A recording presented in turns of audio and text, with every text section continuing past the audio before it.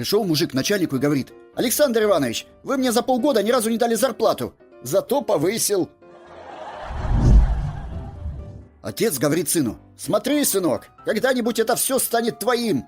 «Но это договор ипотеки». «Да». Приходит мужик к врачу и говорит: «Доктор, я очень плохо слышу, перну и то не слышу, помогите». «Вот вам таблетки, принимайте по одной 3 раза в день. И я буду лучше слышать?» «Нет, громче пердеть». Шепот в кино: «Милый, что это ты такой холодный сегодня?» «Тихо, тихо, все нормально, это ты за эскимо схватилась». Одесский вокзал. Внимание встречающим скорый поезд из Бердянска. Ваш поезд задерживается прибытием на 2 часа. Можете пока встретить пассажирский из Челябинска. Там тоже люди едут, им таки будет приятно. Пришел мужик к врачу: «Доктор, почему я чувствую себя вялым и слабым?»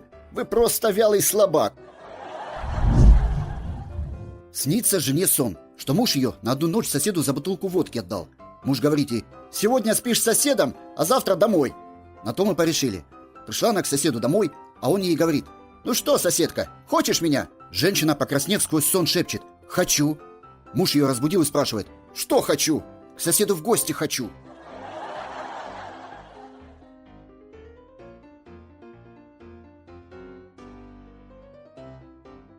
All right, everyone's presentations are done. Nick, the manager, said as he tried to move the discussion forward. Excuse me, I haven't. I recently found out something. Nick interrupted me and began to speak. There's apparently someone in this department who didn't graduate high school and is just a part-timer. Meetings should be for employees only. Absolutely right. His lackey, Mike, of course, agreed with Nick. I'm leaving.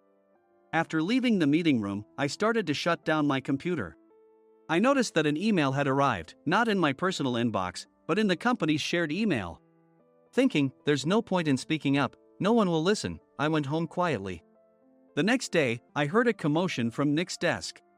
He was staring at his computer screen, his face pale. Nick! Is something wrong? Mike looked at the screen with him. And he turned even paler than Nick.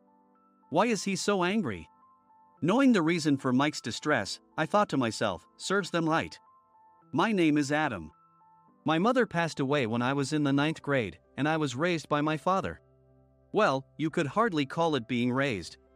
After my mother passed, my father changed. He drowned his sorrows in alcohol, and though he still went to work, he squandered our living expenses on horse racing. Because of that, I had to start working part-time as soon as I entered high school. Every month, I went to the convenience store with bills in hand that couldn't be auto-deducted from my father's account.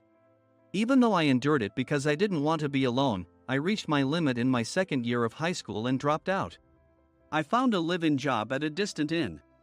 Thank you for everything. The day I left home, my father, still staring at the TV, spoke. Take care. That was our last conversation. Back then, 18 wasn't the age of majority, so I needed my father's permission to work, and I couldn't hide my place of employment. Yet, my father never visited me even once. I kept working just to survive, and before I knew it, I was 42. Years of hard work paid off, and I was transferred to the headquarters. I was thrilled to be recognized by the company, as I thought I'd be working in the field until retirement due to my lack of formal education. Listen up. Our work can change the future of our employees. Don't drag us down. On my first day after the transfer, Nick, dressed in an expensive suit, spoke sternly. There was a reason for this. Our inn was located in a prominent tourist destination, known so well that everyone in the state could sing its commercial jingle. At its peak, we had 5 locations within the state. But that was long ago. Due to financial difficulties and aging facilities, only the place where I had worked for many years and the original establishment remained. I was prepared to lose my job anytime, but now there was a glimmer of hope. With the rise of social media, the tourist area where the inn was located started gaining attention again.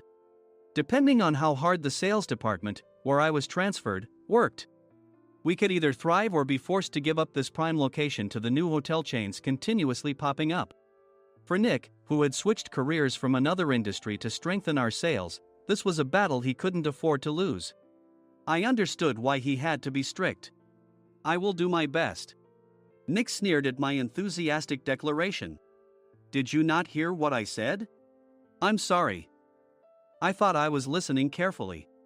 Out of habit from years of customer service, I apologized reflexively, though I had no idea what had offended him.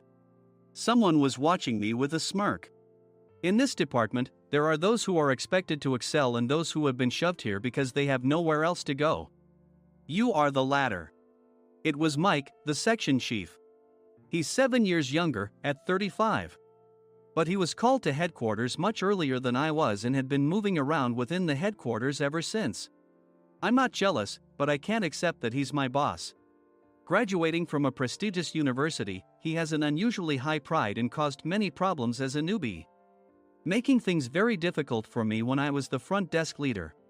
When I found out Mike was transferred to the sales department a month before me, I was disheartened. Mike is right. With just a middle school diploma, there's not much you can do. Don't even think about achieving results. As if I didn't exist, Nick remarked, I'm thirsty. Mike eagerly ran to the coffee maker. It seems Mike is Nick's lackey. I regretted being happy about my transfer to headquarters, wishing I had stayed on site forever. Send a direct mail to every company on this list by the end of the day. Nick only assigned me tasks that even a new graduate could handle. What? There are over 1,000 companies. You want me to send to all of them by today? Yes, if you and your fellow misfits split the work, even those with nowhere else to go should finish by today. I glanced at the employees typing away expressionlessly. They were worn out from customer service, only thinking about leaving on time, or were women reassigned after having children, with zero motivation for work. Even Sam, a new graduate from the same university as Mike, who was supposed to be among the expected achievers, had no enthusiasm for the job, having joined the company wanting to do customer service. I don't care what they say, I plan to quit anytime, he said. Only Nick and Mike were highly motivated, making all the decisions between the two of them. I originally only wanted to work at the inn to survive and had no particular attachment to this job. I swallowed my words, thinking I had no right to reprimand them. About a month after the transfer, Nick told us with a frustrated look. To commemorate the 50th anniversary, we've decided to create a plan exclusive for one group per day. Originally, Mike and I were supposed to come up with it, but our president, Mr. Thompson, insists on hearing everyone's opinions. So, you all get a chance. As Nick explained, Mike began handing out prints. Make sure not to embarrass Nick. If your ideas are half-baked, you'll have to redo them. It seemed that they had printed his handwritten notes by Mr. Thompson, which included several questions and a section for free responses. It made sense why Nick had to seek our input, given that all responses had to be submitted to Mr. Thompson. We were given a week to think about it, and a meeting was scheduled to compile our ideas. My plan is to let guests enjoy both the old and modern America. Nick began the presentations. Guests would watch a master confectioner at a nearby traditional sweet shop make sweets in front of them. The welcome drink would be premium tea in a bottle. Nick's plan was certainly attractive. After his presentation, Nick called on us to present in the order we were seated. Just as I stood up for my turn. All right, everyone's presentations are done. Excuse me, I haven't. I recently found out something. Nick interrupted me. There's someone in this department who didn't graduate high school and is just a part-timer. He was likely talking about me. I joined the company as a part-timer and was made a full-time employee when I turned 20. That was 20 years ago, so Nick and Mike probably had no chance to know until recently. Meetings should be for employees only. Absolutely right. After that, Nick kept creating opportunities to solicit everyone's opinions, purposefully excluding me from speaking. The meeting unexpectedly heated up and went past the scheduled end time. A few people asked to leave, and the discussion continued with the remaining few. Still here? Normally, you'd leave in that situation. Though I had no attachment to the job initially, hearing kind words from customers made me want to make them happier. For someone like me, with nowhere to go, the inn was my home and customer service was my life. I felt pathetic about my current self. I'm leaving. I left the conference room and started shutting down my computer. I noticed an email had arrived, not in my personal inbox, but in the company's shared email. Thinking no one would listen to what I had to say anyway, I quietly went home. The next day, while preparing the DM as instructed, I heard a commotion from Nick's desk. In his haste to stand up, he hit his knee on the desk. He stared at his computer screen, his face pale. "Nick? What's wrong?" Mike, thinking he should be the first to rush over, approached Nick while still wearing his coat. He peered at the screen with Nick. And he turned even paler than Nick. Why is he so angry? Who is responsible for this company? Nick, more irritated than ever, asked, and Mike answered without checking. Probably Sam. Sam wasn't there because he was attending a morning training session for new hires. Nick gave up on getting angry and returned his gaze to the screen. They were looking at an email that arrived right after the end of the working day yesterday. Apparently, no one, including me, had checked it before leaving. The email was from a large company that used us for their annual employee trips. The president and executives of that company also frequently used our services personally.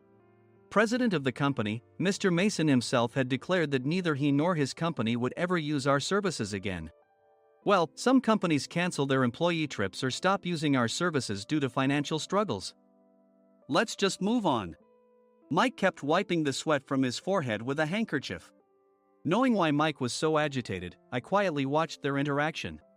Do you know how much revenue we get from that company? We can find other guests to fill the rooms, but we'll lose the banquet costs, gift shop revenue, rental car fees, and more. Moreover, the gifts were supposed to be prepared by the traditional confectionery shop involved in Nick's proposed plan.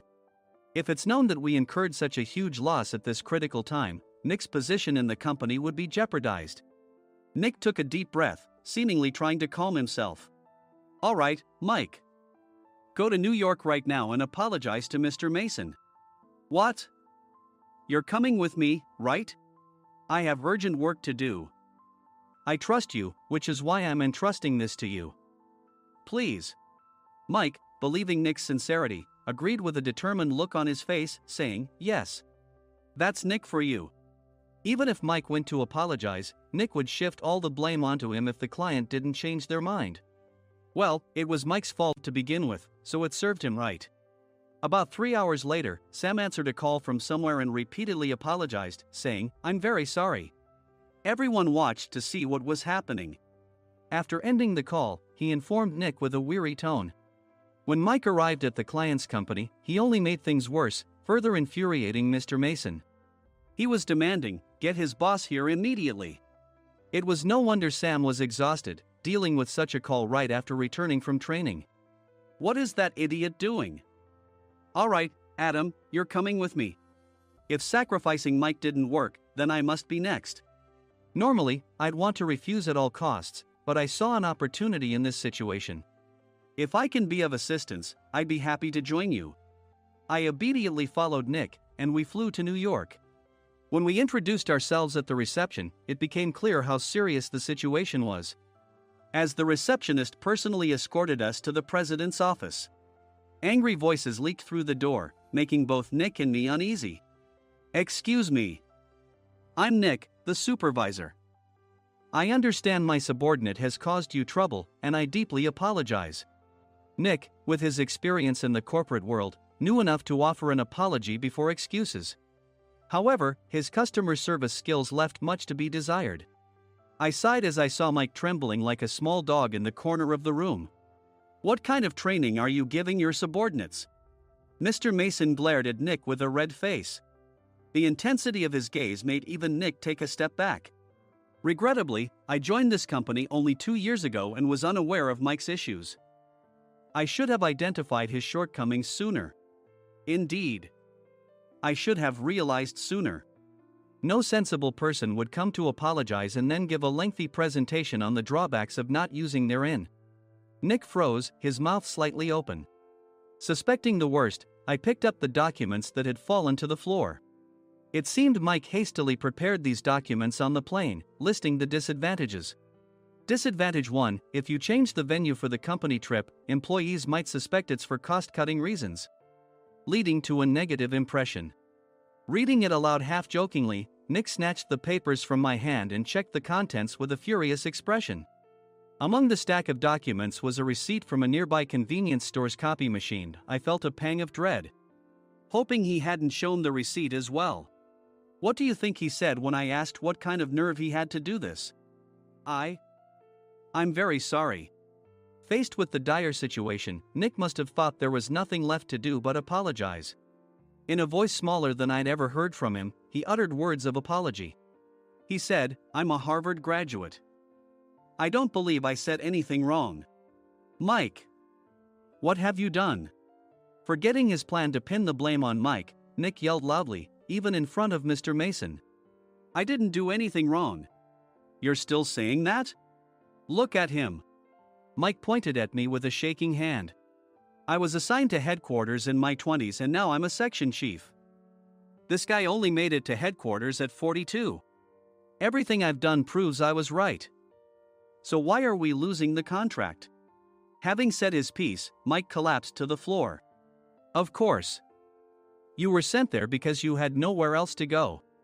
Mike never expected to hear such words from someone he looked down upon. He lunged at me, and Nick hurriedly stepped in to stop him. "Mr. Thompson told me Mike is a quick thinker, and to take good care of him." There's no way he was pushed aside. "Don't make things worse here. He didn't say quick thinker, he said only quick-witted, didn't he?" I don't remember that part. I recalled the many troubles Mike caused when he was a newbie. When Mike was on the front line, his pride was so high that he never apologized to customers. Customer service, especially in our job, doesn't work alone. It brings both good and bad situations. If the front staff or housekeepers made mistakes, or the cleaning company didn't properly clean a room, one had to apologize to the customers regardless of personal fault. Mike, in such situations, would never apologize, insisting he wasn't at fault. This often angered customers, and as the front desk leader, I frequently had to apologize on his behalf. He caused complaints and disrupted operations, which is why he was quickly moved to headquarters. In departments where he didn't interact directly with customers, his quick thinking was beneficial and things went well. But it seemed his flaws were starting to show. Corporate reservations are supposed to be entered into the system by the sales representative. But a quick check yesterday revealed that more than 10 items were missing from the client's reservation. The handover document clearly stated what needed to be prepared. Why didn't you enter it into the system? Why do we have to give them special treatment? Filling rooms near the banquet hall, setting up all the food in advance. Specifying the brand of wine, they're too demanding. No wonder he always angered customers, I thought, feeling a headache coming on. Grouping them in rooms near the banquet hall is for our benefit too. It makes it easier for the staff to set up beds and serve breakfast since everyone's schedule is synchronized. As for the other requests, Mr. Mason suggested them to lighten our load. I didn't know that. Nick finally seemed to realize that Mike was the one who had angered the client. What did you say to them? I just told them we wouldn't give them special treatment anymore. We shouldn't waste effort on things that don't bring in money. I was utterly exasperated at his lack of understanding of customer service. Of course, we shouldn't comply with unreasonable demands. But carrying over successful practices from past stays makes customers feel remembered and enhances their experience. Good memories encourage repeat visits. That's part of our job. I looked down at Mike, who was sitting on the floor. In our job, nothing is a waste. Mr. Thompson likely moved you to the sales department, hoping you'd finally understand this. How do you think he feels now that you've failed to meet his expectations? Mike, tears in his eyes, fled the president's office. I was amazed he still hadn't apologized. You have it tough, Adam. It's okay, we're all employees of the same company. I deeply apologize for this disrespectful incident. Especially after all the care you've shown us. If it weren't for you, Adam, I really would have stopped staying here. When I heard you were moving to the sales department, I was willing to reconsider if you handled it. Seeing us talk so amicably, Nick's face contorted. Do you two know each other? Adam's service is excellent. I always requested him specifically. Normally, we don't accept specific staff requests, but we made an exception for Mr. Mason, adjusting my shifts accordingly. He had personally stayed at our hotel just before my transfer, and during casual conversation, I mentioned, "I'm moving to the sales department soon." If I hadn't told him then, things could have been much worse. Please continue to take care of us. I look forward to it. On the return flight, Nick awkwardly offered me a can of beer. It's still working hours. Of course, I had no intention of forgiving him for a single beer. Nick might try to pin everything on Mike and avoid any consequences. While pondering this, a startling fact came to light. "Nick, the tea bottles for the plan have arrived." I handed Nick a bottle labeled with our inn's name. "They look good." "What are you talking about?" "These are plastic bottles. I had assumed we would use the trendy, high-end bottling tea. But what arrived were ordinary plastic bottles of tea with customized labels. The only unique aspect was the label, which had the inn's name, making it look customized. Upon further investigation, I discovered that a substantial amount of money was set to be paid to the tea company. It was priced like bottling tea. Does this plastic bottle really cost $100 each? The tea inside is specially blended for us. The extra cost is for that. Wouldn't it be better to use another tea company? Or is there a specific reason we must use this one?" As Nick continued to make excuses, I showed him a printed email. I informed the tea company's president, Mr. Mitchell, that we discovered irregular payments and he confessed. He said you two were high school classmates and planned to split the extra money. That idiot. Why did he confess? That's not important. You should worry about yourself, this could turn into a police matter. Opening the bottle cap, I suggested. How about calming down with this tea? It supposedly has a relaxing effect. Nick drank the tea frantically. In the following days, decisions were made about their fates. Mike was reassigned to the General Affairs Department, with no chance of transfer or promotion, as per Mr. Thompson's orders.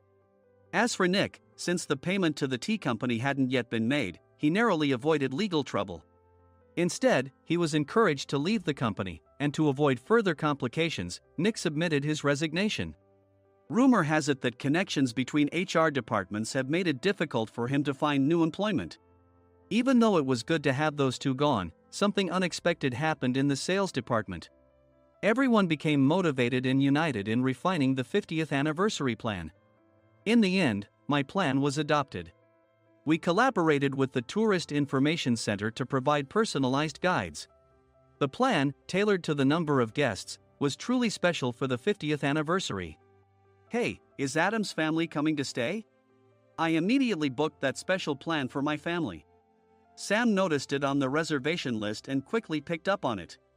"Yes, I'm inviting my father." "That's great. I might invite my parents too." I lacked the courage to face my father just as Adam. But here, with the confidence Mr. Mason praised, I felt ready. The 50th anniversary plan was a perfect opportunity to reconnect with my father. I hoped to bring back the days when we could laugh together as we once did.